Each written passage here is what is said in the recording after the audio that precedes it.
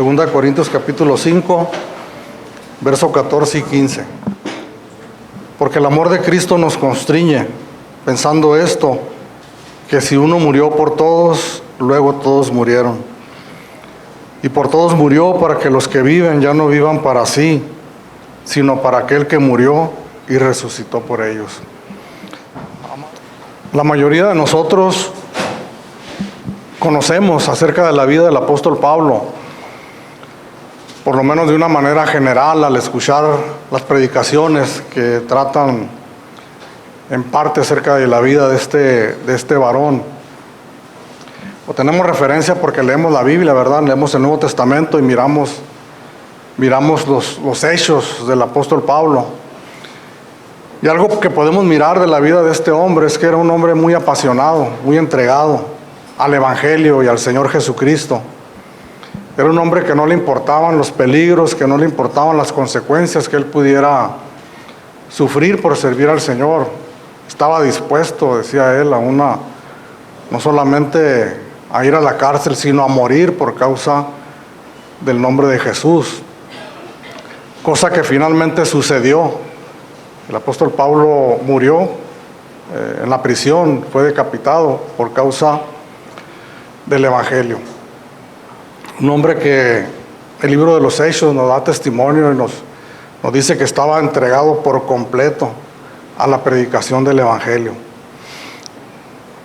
Cuando uno mira tal entrega de una persona así, y que dicho sea de paso, es para todos nosotros un ejemplo, podemos decir un modelo, un prototipo de lo que debiera de ser todo cristiano.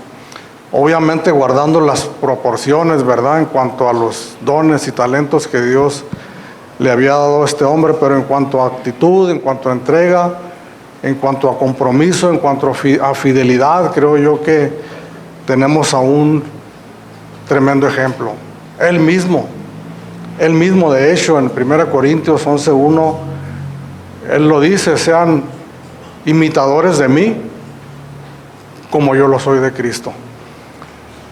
Pero luego uno se pregunta, ¿verdad?, porque miramos este tipo de actitudes también en el mundo, fuera de la iglesia, en otro tipo de actividades, esa entrega, esa fidelidad, ese compromiso. Y luego uno se pregunta al mirar tal entrega y uno dice: ¿cuál será la motivación de esta persona?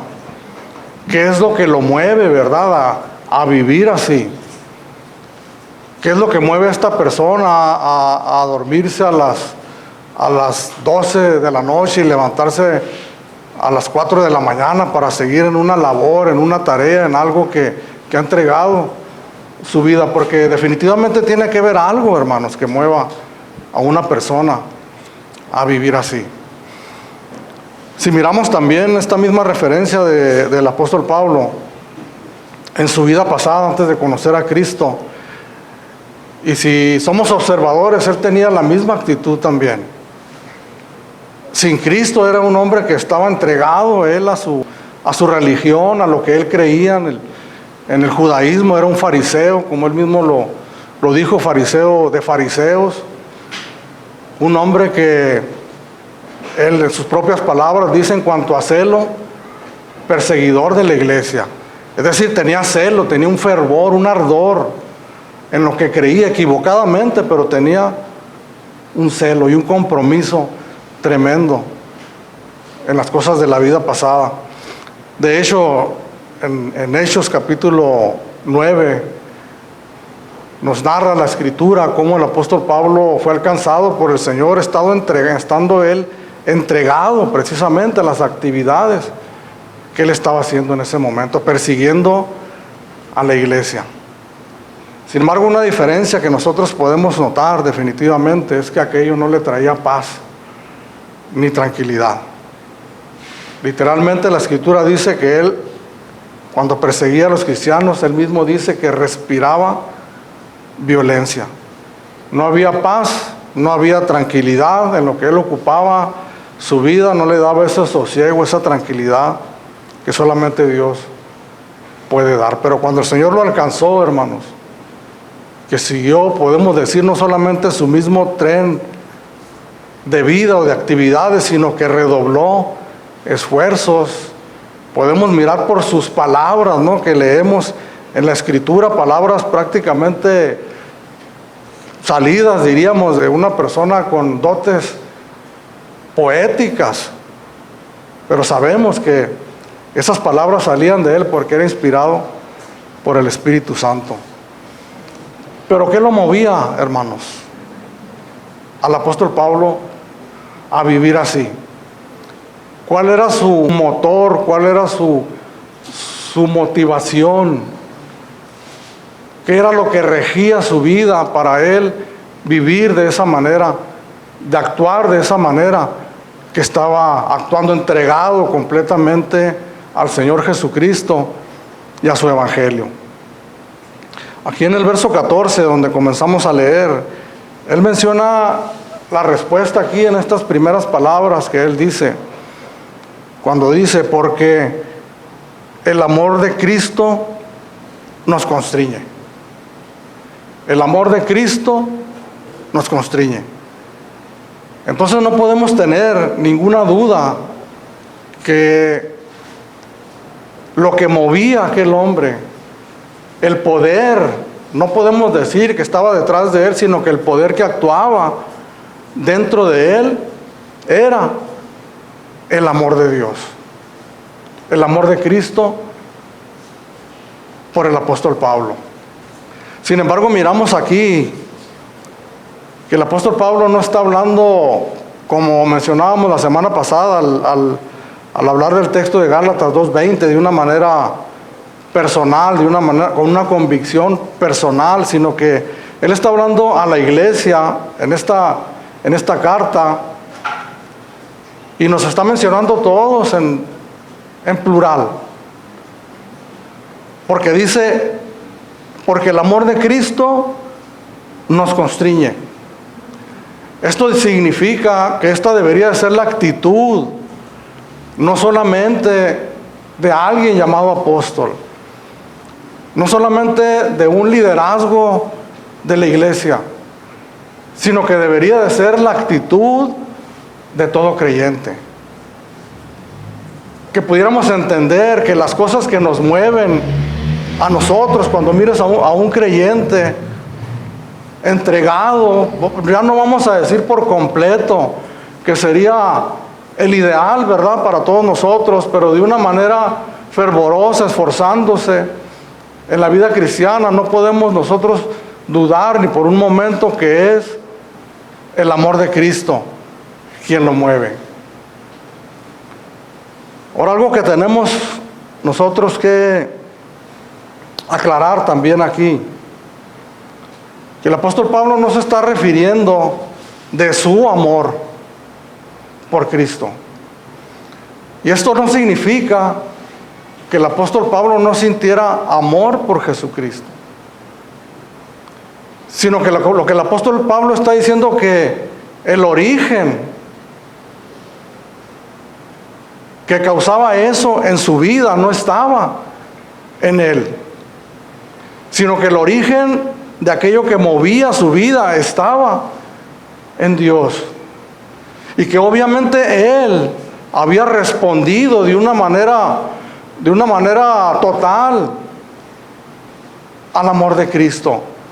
Pero lo que el apóstol Pablo resalta aquí para él y para todos nosotros, que aquello que debiera movernos a cada uno de nosotros en cualquier cosa que nosotros estemos haciendo, y no vamos a decir en un ministerio determinado en el cual, cuando terminamos de servir, ¿verdad?, cuando un servidor termina de predicar, voy y cuelgo aquella motivación, sino que es algo que nos debería de mover a nosotros en todas las cosas que nosotros hacemos en nuestra vida, ministerialmente, personalmente, familiarmente, como hijos, como padres, como esposos, como miembros de una congregación, como cristianos, como ministros, como estudiantes, como trabajadores. Que todo lo que nosotros hacemos tuviera esa diferencia, hermanos, que debe de tener esa diferencia entre las cosas que hacen las personas que no conocen al Señor y que están en el mundo, pero que sin embargo podemos mirar tremendos ejemplos de entregas de entrega, de una entrega total, como el apóstol Pablo la tenía en otro tiempo antes de conocer al Señor, una entrega total en aquello, en lo que ellos están dedicando, en lo que están haciendo con sus vidas. Y nosotros nos preguntaríamos, ¿verdad? Porque decíamos al principio, cuando miramos ese tipo de actitudes, uno dice, ¿qué es lo que lo mueve? ¿Qué es lo que lo motiva? Pero centrándonos nosotros como cristianos, como hijos de Dios, porque muchas veces nosotros desde aquí, desde el púlpito, exhortamos, ¿verdad?, a la congregación.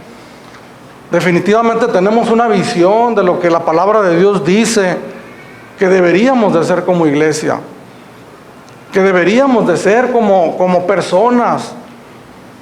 Y a veces uno llega, o diferentes pastores en diferentes congregaciones, obviamente con aquella preocupación de que mejoren, ¿verdad?, las cosas, porque siempre podemos mejorar, y comenzamos a exhortar y comenzamos a lanzar los mandamientos, la exhortación de esforzarnos, de redoblar los esfuerzos, de hacer esto, de hacer aquello. Pero el punto es que muchas veces no sabemos nosotros por qué deberíamos de hacer aquellas cosas.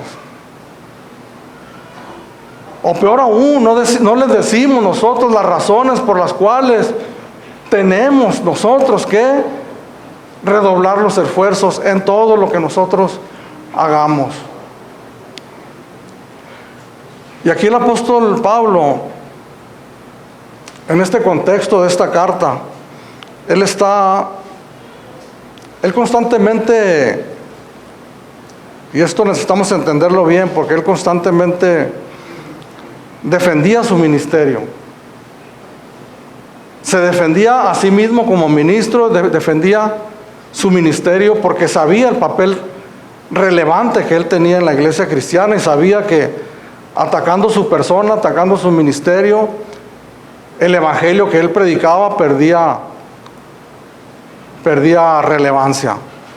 Entonces aquí en este contexto el apóstol Pablo está defendiendo su ministerio y está presentando esa actitud que él tenía, con la actitud y la actitud que debemos de tener nosotros como cristianos con aquellas personas a las que él está haciendo alusión aquí en este texto. Dice el verso 11, para entrar un poquito en el contexto: conociendo pues el temor del Señor, persuadimos a los hombres, pero a Dios le es manifiesto lo que somos, y espero que también lo sea a vuestras conciencias.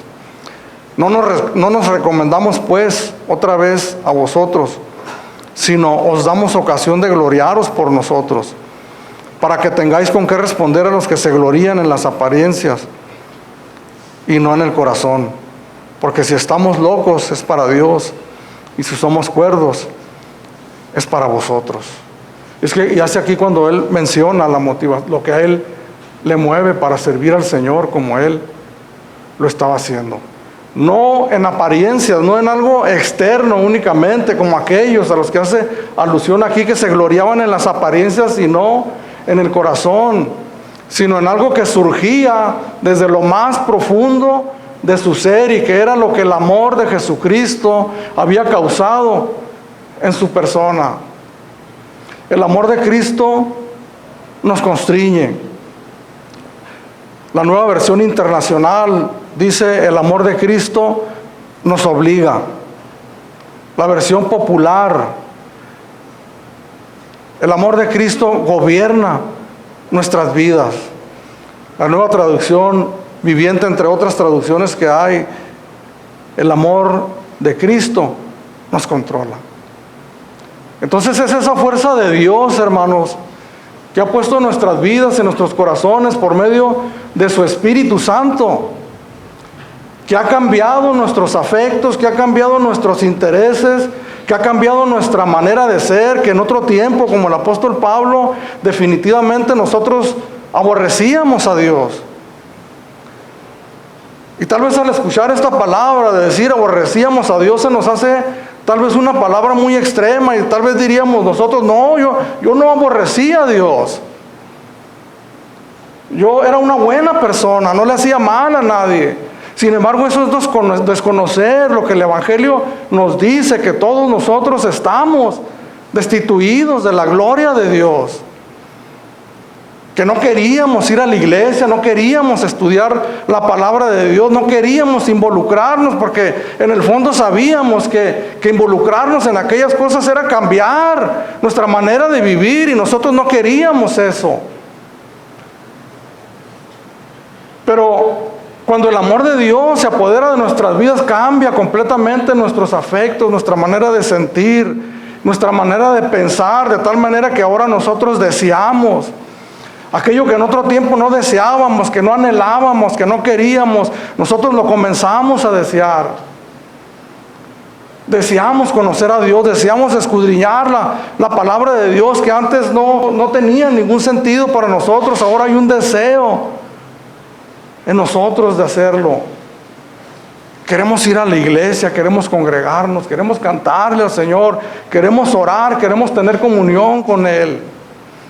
Queremos abandonar aquellas cosas que más nos atraen, porque sabemos que Dios las desaprueba, y nosotros, como queremos serle gratos a Él, entonces nosotros no tenemos ningún empacho en cortar con aquellas cosas, y lo hacemos con gusto, con gozo, no sin dificultades, porque no es fácil, pero sabiendo que aquello agrada a Dios. Es el amor de Cristo la motivación para cada uno de nosotros en todas las cosas que nosotros hacemos. Porque el amor de Cristo nos constriñe, nos obliga, nos impulsa. No estamos hablando, hermanos, de una cuestión mecánica o robótica, o un lavado de cerebro en la cual, como muchos dicen, ¿verdad? Cuando comenzamos a ir a una iglesia, muchos nos dicen, ya te lavaron el cerebro, ¿no? Pero es una cuestión voluntaria, hermanos, que nuestra voluntad estaba cautiva, porque ninguno de nosotros éramos neutrales, no estábamos neutrales, no éramos agentes libres, no éramos libres pensadores. En Efesios capítulo 2 dice que nosotros hacíamos lo que el Espíritu que está en el aire quería que nosotros hiciéramos. Andábamos en la corriente de este mundo, nuestra voluntad cautiva, donde nosotros tomamos nuestras decisiones, donde nosotros escogemos lo que vamos a hacer. Nuestra voluntad no era de Dios. Sin embargo, Dios capturó nuestra vida por medio de su Hijo Jesucristo y del Espíritu Santo, y capturó también nuestra voluntad. De manera que ahora nuestra voluntad ha sido transformada, y nosotros, valga la redundancia, voluntariamente hemos decidido seguir a Cristo. Dice el apóstol Pablo, pensando esto. Aquí el apóstol Pablo lo siguiente que va a hacer es que va a describir el Evangelio de una manera reducida. En pocas palabras, esto no significa que esté minimizando el Evangelio de nuestro Señor Jesucristo, sino que en pocas palabras está describiendo, podemos decir, el amor de Cristo. Porque podemos decir la fuerza motora que nos guía, lo que nos rige como cristianos, es el amor de Cristo, el amor de Dios. Sin embargo, podemos también decir, bueno, pero ¿qué es el amor de Cristo? Podemos caer en un sentimentalismo o en algo no muy tangible, no muy objetivo para nosotros. Por eso el apóstol Pablo lo describe aquí en estas palabras, pensando esto. Entonces, cuando venían las pruebas, cuando venía la persecución, cuando venía la cárcel para el apóstol Pablo, y poder mantener ese ritmo de vida, ese fervor, esa pasión, esa entrega a aquel que lo había salvado, era pensar eso. El Evangelio de nuestro Señor Jesucristo. ¿Y en qué consiste ese Evangelio de nuestro Señor Jesucristo? que cuántas veces hemos tratado aquí de describirlo. Yo, años pasados, hermanos, pensaba que el Evangelio de nuestro Señor Jesucristo era algo tan sencillo, que todos los cristianos sabían y que no deberíamos nosotros de perder tiempo en hablar de Él en la iglesia. Pero cuando comencé a darme cuenta de mi error y comencé a tratar de describir el Evangelio de nuestro Señor Jesucristo, me di cuenta de la profundidad y de lo poco capacitado que me encontraba para hacer una descripción eficaz del Evangelio. Y que hasta el día de hoy me considero todavía como un estudiante de ello. Pero dice el apóstol Pablo, pensando esto en el Evangelio, en esta descripción que el apóstol Pablo hace con unas cuantas palabras del Evangelio, que si uno murió por todos, luego todos murieron. Si uno murió por todos, obviamente sabemos que ese uno al que el apóstol Pablo se está refiriendo es al Señor Jesucristo. Y aquí lo que tenemos por delante es algo que todos nosotros conocemos y sabemos, pero que tenemos que pensar continuamente en ello, que es una persona que tuvo su nombre en esta tierra, que se llamó Jesús, Yeshua, que fue un hombre de carne y de hueso como nosotros. La mayoría de los teólogos lo describen como 100% hombre, 100% Dios. Que podemos mirar en las Escrituras efectivamente a un hombre que se cansaba, que lloraba, que tenía hambre, que tenía sed, que tenía necesidad de orar al Padre. Pero miramos también a una persona, a una deidad, a un poder maravilloso, tremendo. Los discípulos admirados decían: ¿quién es este hombre que aún el viento el viento y el mar le obedecen? Un hombre que hacía milagros y maravillas portentosas, tremendas, el Hijo de Dios, puro, santo, perfecto, sin mancha. No ha habido hombre como Él. Decía un predicador en una ocasión: si juntáramos a todas las eminencias que ha habido en el mundo a todo lo largo de la historia, a los mejores hombres y mujeres que pudiéramos encontrar, de que la historia nos da testimonio, filósofos, científicos, pensadores de todo tipo, hombres moralmente rectos, honestos, si juntáramos a todos ellos, no se podrían comparar con una sola persona llamada Jesucristo. Con toda razón y con justa razón, el apóstol Juan lo menciona en su Evangelio, capítulo 1, versículo 18, el unigénito de Dios. ¿Quién es el unigénito de Dios? ¿Qué significa unigénito de Dios? Literalmente único en su género. Y lo podemos describir así, de esta manera que lo estamos haciendo: no hay otro como Él.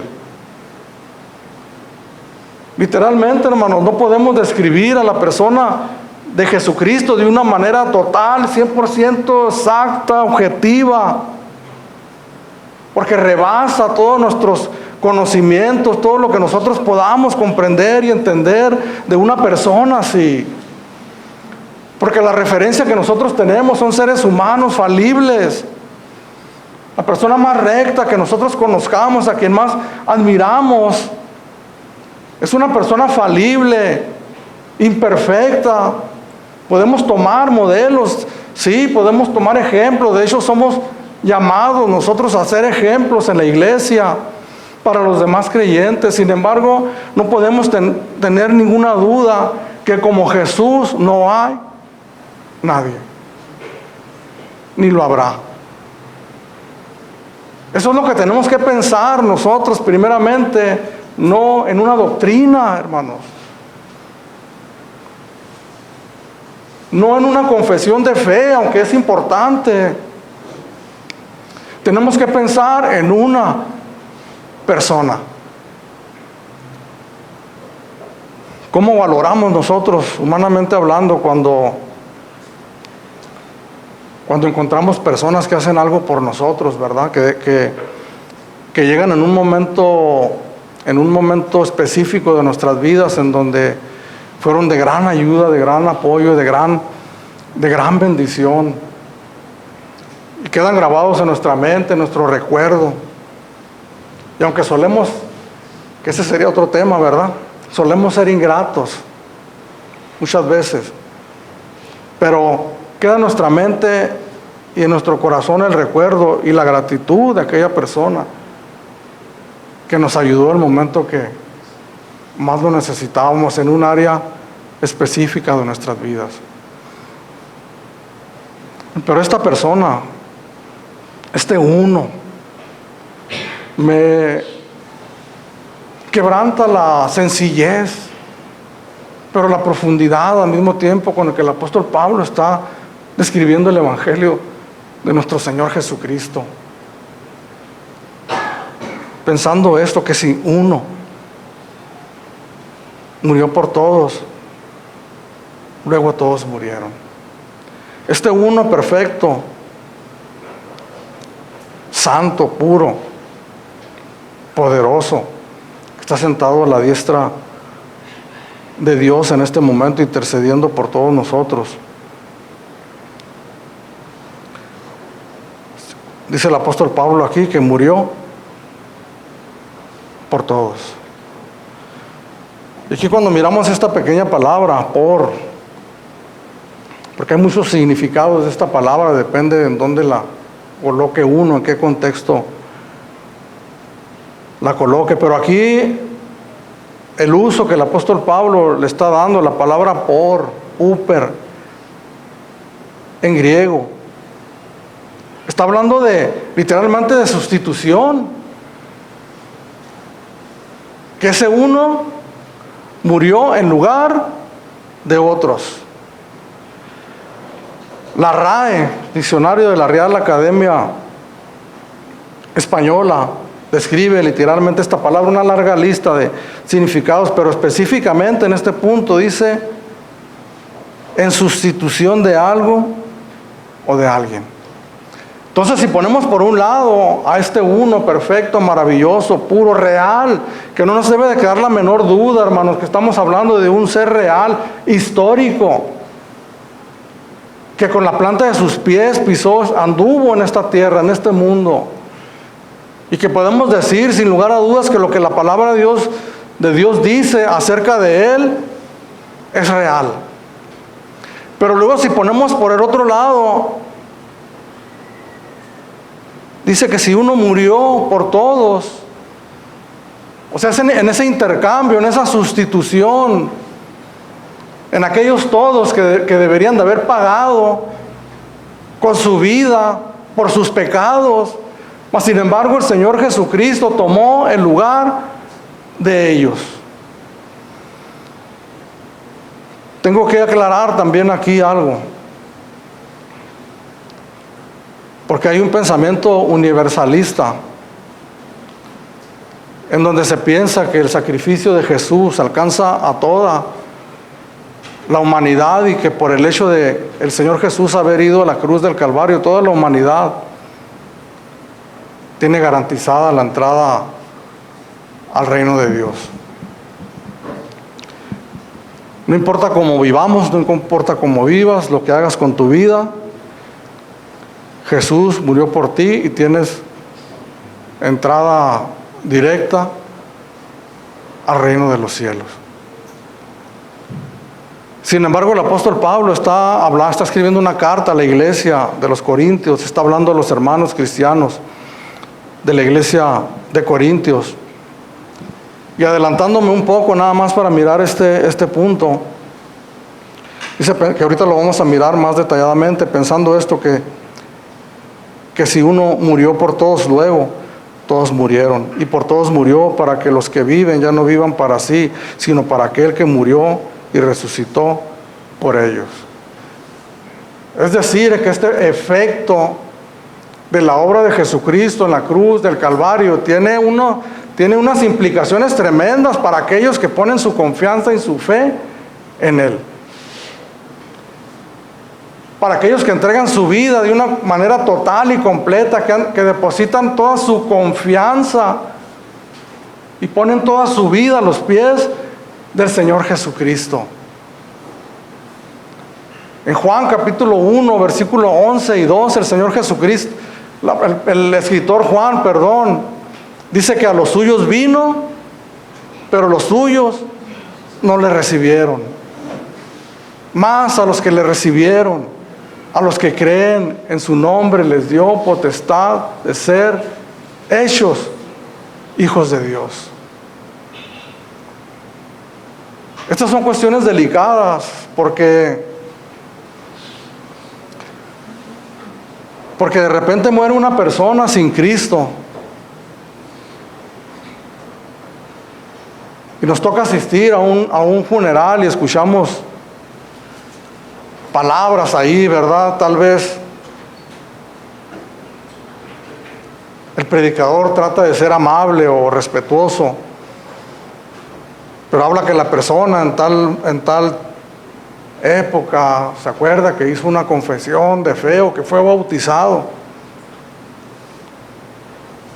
Pero todos los asistentes llegamos a saber que la vida de aquella persona fue una vida desordenada, una vida que no se rindió a Jesucristo, que no miramos frutos, que no miramos la acción de ese motor que guía la vida de un cristiano.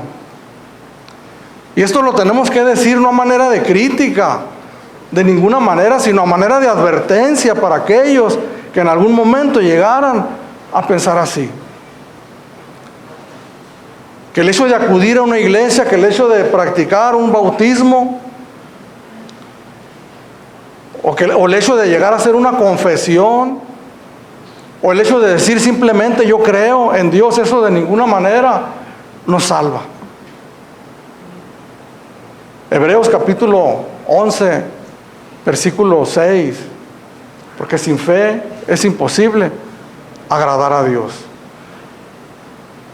Porque es necesario que los que se acercan a Él crean que le hay y que es galardonador de los que le buscan. Sin fe, sin confianza en el Señor, es imposible que nosotros hallemos gracia delante de Él. No solamente debemos de creer, sino debemos de saber que es galardonador de los que le buscan. Debemos de saber que cuando nosotros partamos de este mundo va a haber un galardón que nos está esperando en la presencia de Dios. Sin embargo, aunque no lo menciona este texto que se les estoy hablando, pero lo implica, porque toda la palabra de Dios habla de ello, que sabemos que hay un galardón, pero sabemos que también hay una condenación para aquellos que no ponen su confianza en Dios, para aquellos que con los hechos niegan a la persona de Jesucristo actuando en sus vidas. Profesan, como dice la Escritura, conocer a Dios, pero con sus hechos lo niegan. Por eso tenemos que puntualizar esto que el apóstol Pablo menciona aquí, cuando dice, porque el amor de Cristo nos constriñe pensando esto, que si uno murió por todos, estamos hablando de todos aquellos que en un momento dado han puesto su confianza en Jesús. Tenemos una evidencia muy grande, hermanos, de muchas personas que han muerto hasta el día de hoy sin reconciliar sus vidas con Cristo. Eso es algo doloroso, es algo terrible, pero así es. Que han decidido en sus vidas rechazar la oferta del Evangelio de salvación y han decidido vivir sus propios caminos. Entonces podemos entender que el apóstol Pablo no está hablando de una salvación universal.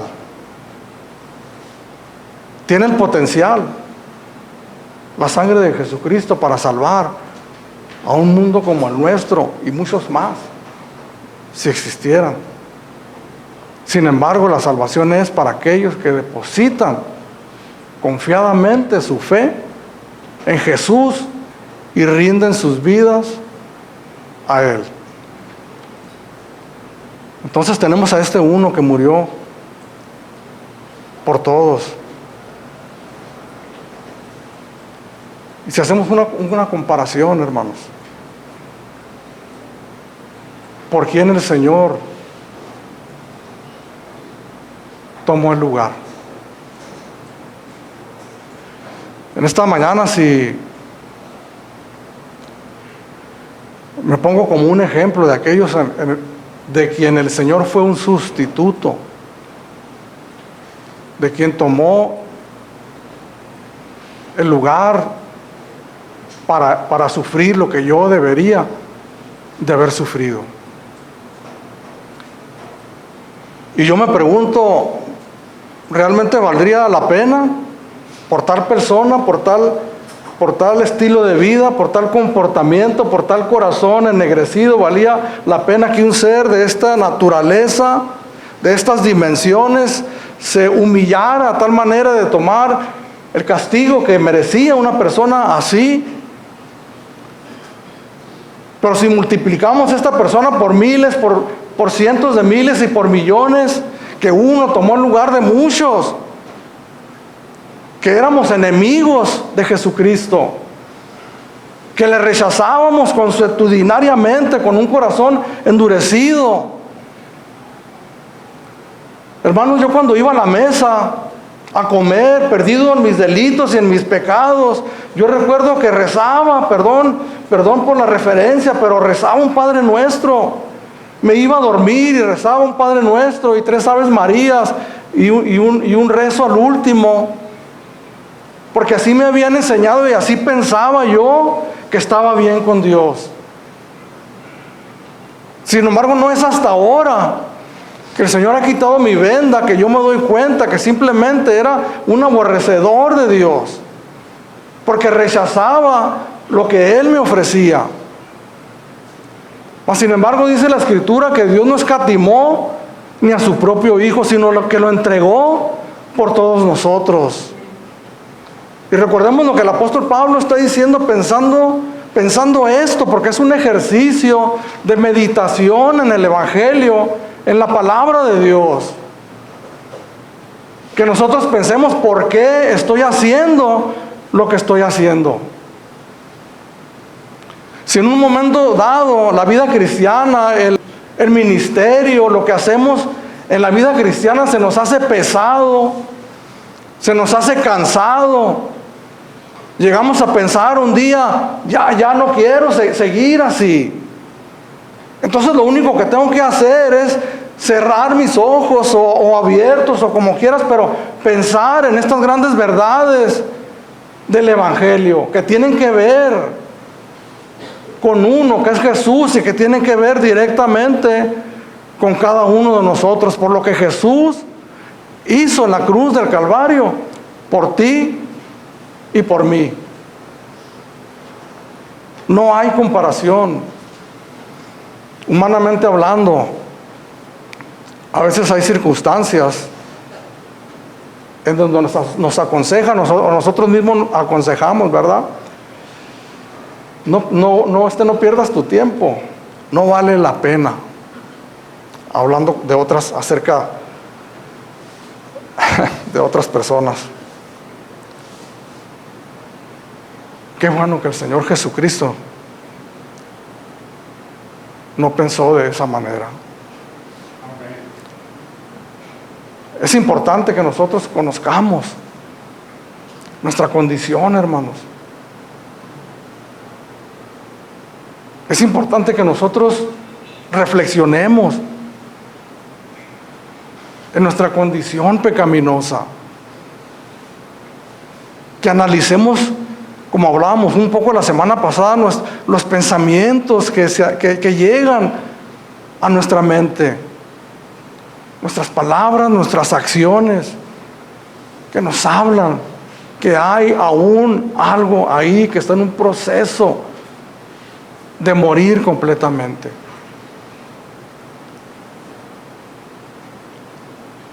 Entonces, dice el apóstol Pablo que las consecuencias de la obra de Jesucristo en la cruz del Calvario, para aquellos que depositan su fe en Él, dice, hay una consecuencia, y es que todos mueren. Mueren al mundo, mueren al pecado y mueren a sí mismos. Si nosotros tomamos como ejemplo este personaje que escribió esta carta, el apóstol Pablo, nos vamos a dar cuenta que es una persona que hizo añicos su naturaleza pasada, su carnalidad pasada. Leíamos el testimonio que viene en Filipenses capítulo 3. Dice, todo esto que yo logré en mi vida pasada lo tengo por basura, a fin de conocer a Cristo y el poder de su resurrección.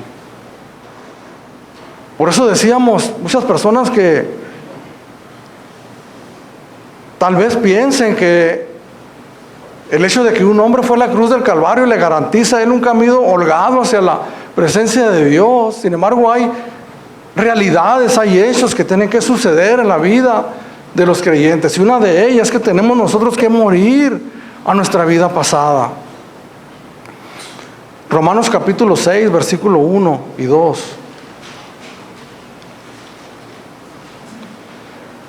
¿Qué pues diremos? ¿Perseveraremos en el pecado para que la gracia abunde? En ninguna manera, porque los que hemos muerto al pecado, ¿cómo viviremos aún en él? Es este tipo de muerte a la que se está refiriendo el apóstol Pablo aquí en estas palabras. El significado literal de la muerte es separación. Hemos sido separados, no tenemos ya parte ni suerte, no tenemos que ver con aquellas cosas que antes nosotros practicábamos, con aquellas cosas que aún a veces surgen en nuestros corazones y que sabemos nosotros que no están bien, que no agradan a Dios. Nosotros sabemos que tenemos que morir a aquellas cosas. Colosenses capítulo 3, versículo 5.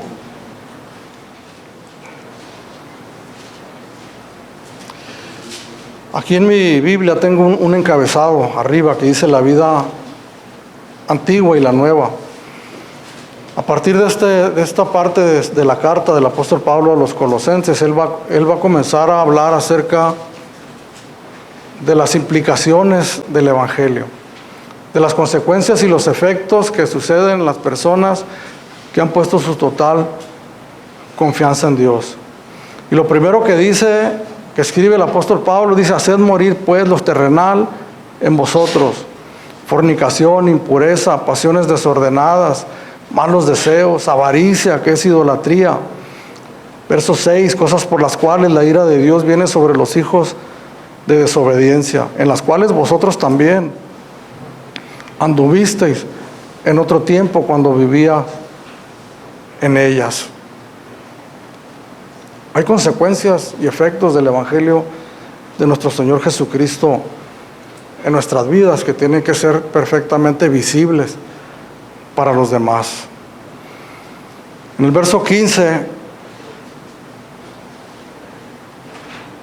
sigue escribiendo el apóstol Pablo y repite las mismas palabras prácticamente del verso 14. Y por todos murió, para que los que viven ya no vivan para sí, sino para aquel que murió y resucitó por ellos. El propósito de la obra de redentora de Jesucristo en la cruz del Calvario es que nosotros vivamos en una continua comunión con Él, que nosotros tengamos una relación íntima, personal con el Señor Jesucristo, que nosotros podamos comprender verdaderamente lo que el Evangelio significa para nosotros, de tal manera que haya una respuesta de nosotros hacia el Señor personal, íntima, de una entrega, hermanos, total al Señor, ya no motivada por por cosas externas o no por motivaciones equivocadas, sino por la motivación correcta, por aquello que debe de mover nuestras vidas, pensando esto, la gran obra que Jesús realizó en la cruz del Calvario por nosotros, la gran salvación que el Señor nos ha regalado, y la gran bendición, hermanos, que nosotros tenemos, que el Señor está disponible para nosotros, para que nosotros podamos tener una intimidad con Él. El llamado desde el Antiguo Testamento del Señor es que nosotros le busquemos. Buscadme y viviréis. En el Nuevo Testamento continuamente el Señor haciendo un llamado a la humanidad, a la iglesia principalmente, que tengamos comunión con Él, que nos acerquemos confiadamente al trono de la gracia, una comunión íntima y personal con el Señor, que nos va a llevar a una vida completamente activa de servicio, de entrega, de convicción al Señor, de fidelidad a Él y a su obra. ¿Cuál es nuestra motivación, hermanos, para lo que estamos haciendo? Son reflexiones personales a las que todos nosotros tenemos que llegar a conclusiones.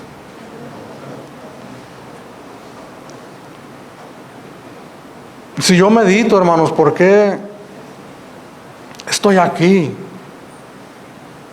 predicando la palabra de Dios?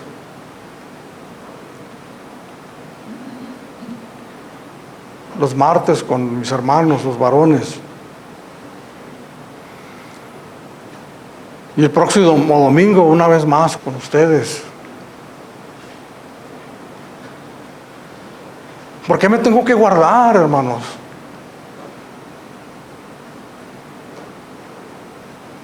Perdónenme la franqueza, hermanos. La sinceridad. El Señor me alcanzó a la edad de 27 años. Casado con una esposa y con hijos. ¿Por qué me tengo que guardar en fidelidad a mi mujer, a mi esposa?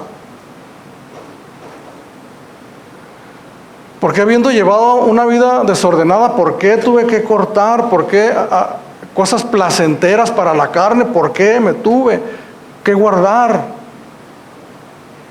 Y no solamente en el sentido negativo, sino en el positivo, alejarme de aquello y hablarle a la gente del amor de Dios. De decirle al Señor: Señor, quiero hacer algo por ti, para tu obra. ¿Qué puedo hacer? Aquí estoy, lo que sea. ¿Qué es lo que nos mueve? ¿Cuál es el motor? ¿Cuál es la motivación? ¿Estás dando clases a los niños? Como mi esposa cuidando a los bebés allá atrás. Cantando como los hacen nuestras hermanas, nuestro hermano Manuel. Tal vez no tengamos un cargo en la iglesia oficial, pero algo estamos haciendo de repente. ¿Cuál es nuestra motivación para hacer lo que estamos haciendo? La exhortación del apóstol Pablo es que debemos de pensar correctamente acerca del Evangelio. Y poder entender que esa es nuestra mayor motivación. Que no son las bendiciones futuras, hermanos, que sin duda las hay. Que yo sé que Dios seguramente tiene bendiciones para mí en este mundo, que todavía no las conozco, y que Dios en su misericordia, en su gracia, seguramente me va a dar. Pero eso no es lo que debería de moverme, mi servicio, mi fidelidad y mi entrega al Señor. No son los anhelos de cosas futuras o presentes tal vez. Es el conocimiento, hermanos, de algo que ocurrió en el pasado, la obra de Jesucristo en la cruz del Calvario y que tiene efectos en el presente. Algo que se llevó a cabo y que se sigue llevando a cabo cada día, la cruz de Cristo, el amor de Dios obrando en nuestras vidas continuamente y cada día. Y que no se va a detener hasta que estemos nosotros en la presencia de Dios, gozándonos por una eternidad. Es la gratitud por cosas que Dios ya hizo por nosotros. Es el entendimiento, hermanos, de la mayor obra de Dios en la humanidad, de haber enviado a su Hijo Jesucristo. Podemos decir sin lugar a dudas, hermanos, la profesión como cristianos es la mejor profesión que podemos nosotros hacer. Es a lo mejor a lo que nosotros podemos dedicarnos en la vida. Hay una canción que dice, no es muy ortodoxa que digamos, pero la escuché en mis inicios y me gusta. Dice el cantante, dicen que perdiendo el tiempo estoy por adorarte a ti. Dicen que mi vida despreciada está porque me guardo para ti. Pero es mejor andar así, sin tropezar,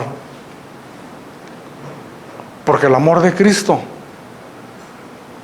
alumbra mi camino. ¿Qué mayor motivación podemos tener, hermanos? Es que un hombre maravilloso. Fíjense en Hebreos capítulo 11, el escritor habla de unos seres humanos con una fe, los héroes de la fe. Sin embargo, hombres sujetos a pasiones semejantes a la nuestra también. Y el hombre los llama, dice que de los cuales el mundo no era digno. ¿Qué podemos decir de la persona maravillosa de Cristo?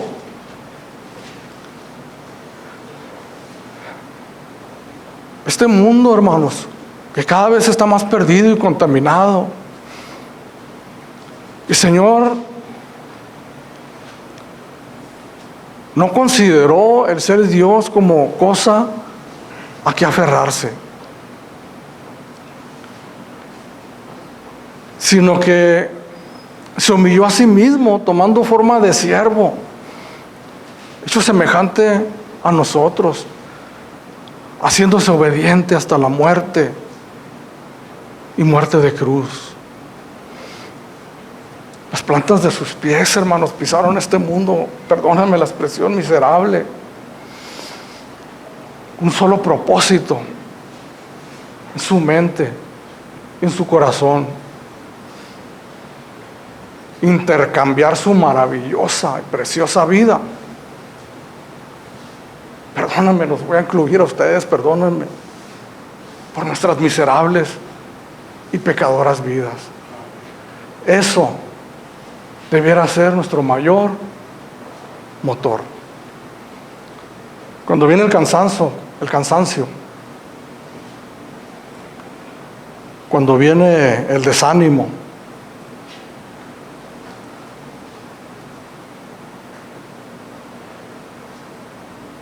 cuando vienen las aflicciones, cuando viene el pensamiento de que las cargas que llevamos son muy pesadas, el mejor remedio que nosotros podemos aplicar es pensar en esto, en los hechos maravillosos del Evangelio, que tienen un protagonista principal, es el Señor Jesucristo, y que tienen unos destinatarios en gran manera bendecidos, que somos nosotros quienes, por su gracia y su misericordia, hemos puesto nuestra confianza y nuestra fe en el Señor Jesús.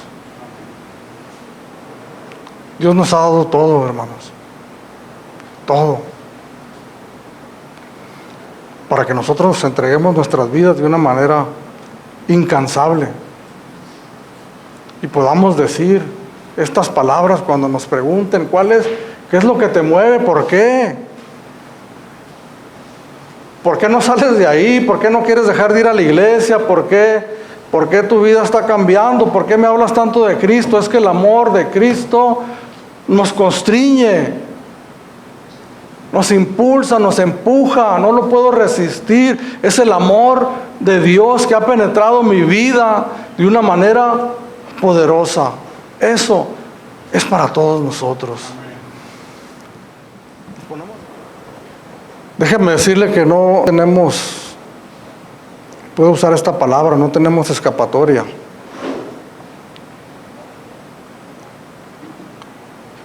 El hecho es que hay un evangelio, que hay un camino hacia la salvación, que es el Señor Jesucristo,